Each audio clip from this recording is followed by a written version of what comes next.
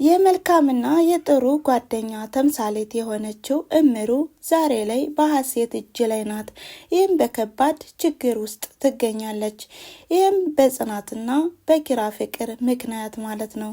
ጽናት አሁን ላይ ያለቻትና የምትቆረቆርላት ወይም የምታስብላት እምሩ መሆኗንም በዚሁ ላይ ተመልክተናል። ታዲያ እምሩ ሁሉንም ነገር ለራሴ ጉዳት ቢደርስብኝስ ብላ ሳታስብ ነበረ ቀጥታ ከሄኖክና ከሀሴት መካከል የገባችው። ጸቡም ሲበረታታና ሲጋጋልም ነበር በሩን ከፍታ የገባች። ታዲያ በእጃችን ላይ ገባሽ፣ አሁንማ እንዴት ታመልጭናለሽ በማለት ነበረ ሀሴት በጉልበት ያነቀቻትና ይዛም ቆልፋ እያሰቃየቻት ትገኛለች። ታዲያ ቤተሰቦቿም ወይም ጓደኞቿ ጽናትና ናሆም እንዲሁም ኪራ እየፈለጓት ነው። ኪራ ቀደም ሲገባም ሀሴት እየተደነጋገረች ነበረ። እምሩ የት ሄደች በማለት ሲጠይቃትም እምሩ የምትባል ማናት በማለት አሁንም በመደነባበር ትመልስለታለች። ይች ልጅ አማት ነው እንዴ በይዋ ጠጭበት በማለት ነበር የመለሰላት። ታዲያ ሀሴት የሰራቸውን ሰርታ ነበር እንደዚህ ያደረገች። እምሩንም አንቺን ልጎዳሽ አስቤ ሳይሆን ሄኖክ ያሰበው ነገር ከተሳካ እንዲሁ በ3 ቀን መሄድ ይኖርብናል፣ እንወጣልሻለን በማለት ነበረ የነገረቻት። ታዲያ ጽናትም አሁን ላይ በቀጣይስ ምን ሊገጥማት ይችላል?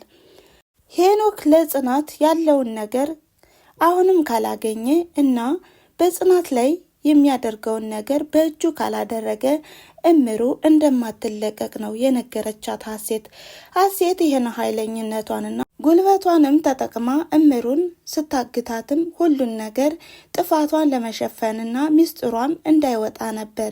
ይህም እንግዲህ እምሩ ካወራች ወይም እምሩ ሁሉን ነገር ካጋለጠችባት ኪራ እንደሚያገላትና ሄኖክንም ካልሰማችው ከሄኖክ እጅ ያለው ቪዲዮና ፎቶ ሶሻል ሚዲያ ላይ እንደሚዘራም ነበረ ያወቀችው። ታዲያ ይህንንም በመተማመን ነበር እምሩን የያዘቻት። እምሩ አሁን ላይ ናሆሜ እየፈለጋት ነው። ስልክም ሲደውል አይሰራም። ግን አሁን በዚህ መሀል መንገድ ላይ ተስተላልፋችሁ ይሆናል በማለት ነበረ ያዋሩ። ታዲያ አሁን ላይ ወደ ክፍል ትሆናለች ብለውም አያስቡም። ቀጥታ ወደ እነሱ ቤት ነው የሚፈልጓት ወይም ወደ መንገድ። ታዲያ በዚህ መሀል ሀሴት በእምሩ ላይ ምን አይነት ውሳኔ ትወስን ይሆን? ወይስ ከቦታው አሽሻት ተወስዳት ይሆን? ምን ይፈጠር ይሆን? የእናንተን ግምት እስኪ ያስቀምጡ። በሌላ በኩል ደግሞ ናሆሜ የጽናትን ሚስጥር ሰምቷል። ሁሉንም ነገር ከኪራም በምን ምክንያት እንደራቀችና ለምን እሽ እንዳላለችው ሁሉንም ነገር ሰምቷል። ታዲያ ኪራም ከቤት ተመልሶ ነበረ። ወዲያውኑ እምሩ የጠፋች ሁሉንም ነገር ሳያወራለት አሁን ላይ ስለ ኪራ እና ስለ ጽናት ያለውን እውነታም ኪራ የሚያውቅበት ሰዓት ነበር። ነገር ግን አሁን በዚህ መሀል እምሩ ስትጠፋ አሁንም ኪራና ጽናት እንደተራራቁ ይቆያሉ ማለት ነው። ምክንያቱም እምሩ ስለጠፋች እነሱ ይፈልጓታልና ወደ እነሱ ሀሳብና ጉዳይም አይዞሩም። ሀሴትም ይሄን ነገር ተጠቅማም አሁንም በጽናት ላይ የምታደርስባት ጉዳት ሰፊ ይሆናል ማለት ነው። ሄኖክም እንደዛው በመሀላቸው ገብቶ አሁን ላይ ፍቅራቸውን እያቀዘቀዛቸውና የሁለቱንም ሴቶች ህይወትም እያበላሸ ይገኛል ማለት ነው። አሁንም በተጨማሪ የእምሩንም ጨምሮ እናም በእውነታው ዓለምም የፍቅር ሰዎች ለሰዎች ሲባል ራሳቸውን ጉዳት ላይ ጥለው ሰዎችን ነፃ እንደሚያወጡም ያመላክተናል። ከዚህ ድራማ ላይ የተማርነው ነገር ቢኖር በፍቅር ያሉ ሰዎች ብዙ ፈተናና ውጣ ውረድ እንደሚበዛባቸውና ብዙ ጓደኞቻችን ለኛ ብለው ብዙ ነገር እንደሚገጥማቸውና ይህንንም እንግዲህ መስዋዕት አድርገው እኛ እንድንቆም የሚያደርጉን ጓደኞቻችን ስንቶች ይሆኑ? በተጨማሪም ከእምሩ ነገር የተማርነው ነገር አንድ ነገር አለ። ይህም እንግዲህ ስናጎርሳቸው የሚነክሱን ሰዎች እንዳሉ ማለት ነው። ይህም ሚስጥሩን ስትሰማ እየተገረመችና ደንግጣም ነበረ ስትሰማ የነበረች። በመቀጠልም ሄኖክ አሁንስ ከጽናት ላይ ያደረግሽባትን ነገር ቪዲዮ እንዴት አድርጌ ልልቀቀው በማለት ሲናገር ነበረ። ሀሴት ወርዳ ስሜቷን ሳትቆጣጠርም በጥፊ ያለችው። ታዲያ ይህንንም ስትሰማ ነበረ እምሩ ለመገልገል የገባችው።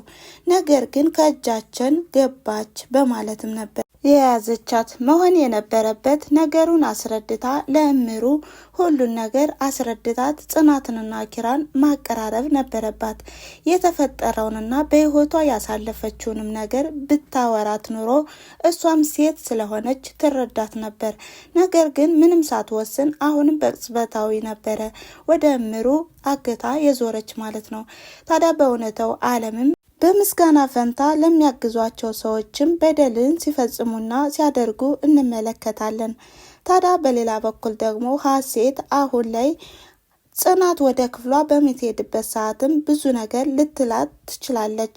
አትምጪ፣ እኔ እመጣለሁ፣ ምግቡንም እወስዳለሁ፣ ክፍሌም ፕራይቬሲ ስለሆነ እንድትመጪ አልፈልግም በማለትም እንግዲህ በእምሩ ላይ የምታደርገውን ነገር ለግሏ ታደርጋለች ማለት ነው። እምሩ አሁን ላይ ታሳዝናለች። እንደዚህ አይገባትም ነበረ። ለጽናት ያለቻት እሷ ነበረች፣ እንዲሁም ለኪራ ማለት ነው። በተጨማሪም አሁን ላይ እምሩ መድኃኒት ትወስዳለች በተከታታይ ቀን። ይህም መድኃኒት ስለማትወስደው ይቋረጣል፣ ከዛም ህመሟም ይነሳል ማለት ነው። በሌላ በኩል ደግሞ የሄኖክና የኪራ ግንኙነት ሄኖክ ከዚህ ቤት የመጣ ቤቱን እስከሚያስተካክል ድረስና ቤቱ ስለፈረሰበትም እስከሚከራይ ድረስ ነበረ ኪራ ያስጠጋው። ነገር ግን ብዙ ነገር እያደረገበት ይገኛል ማለት ነው። ሄኖክ አሁን ላይ ማመስገንና ኪራን ማመስገን ነበረበት። ነገር ግን በፋንታው ጠላት ሆኖበታል ማለት ነው። ህይወቱንም እያመሰቃቀለበት ይገኛል። ይህም በእኛ በሰዎች ላይ ጥርጣሬንም ያሳድራል። በዙሪያችን ያሉ ሰዎችና ጓደኞቻችን ሲቸገሩ ፈጥኖ ደራሽና እንዲሁም አማራጭ ፈላጊ ላንሆን እንችላለን ማለት ነው። ሄኖክን ስንመለከት በጣም ያሳፍራል። እንዲሁም በተቃራኒው እምሩንም ስናይ የመልካም ጓደኛ መሆኗንም እያሰብነ ጥሩ ጓደኛ ያለን ሰዎች እያመሰገንናቸውና እንዲሁም ምስጋናችንን እየለገስናቸው ብንኖር ጥሩ ነው ባይነኝ። እናም ስለተከታተላችሁኝ ከልብ አመሰግናለሁ። በዛሬው ቪዲዮ ላይና በዚህ ክፍል ላይ ምን እንደተማራችሁና ምን አይነት ግምት እንዳላችሁም በኮሜንት መስጫው ላይ ሀሳብ አስተያየታችሁንም አስቀምጡልኝ በማለት ለዛሬው የነበረ ቪዲዮ ይሄን ይመስል ነበረ። ስላዳመጣችሁኝና ስለተከታተላችሁኝ ከልብ አመሰግናለሁ እያልኩኝ ባላችሁበት ሰላማችሁ ይብዛላችሁ። መልካም ጊዜ። ቻው ቻው።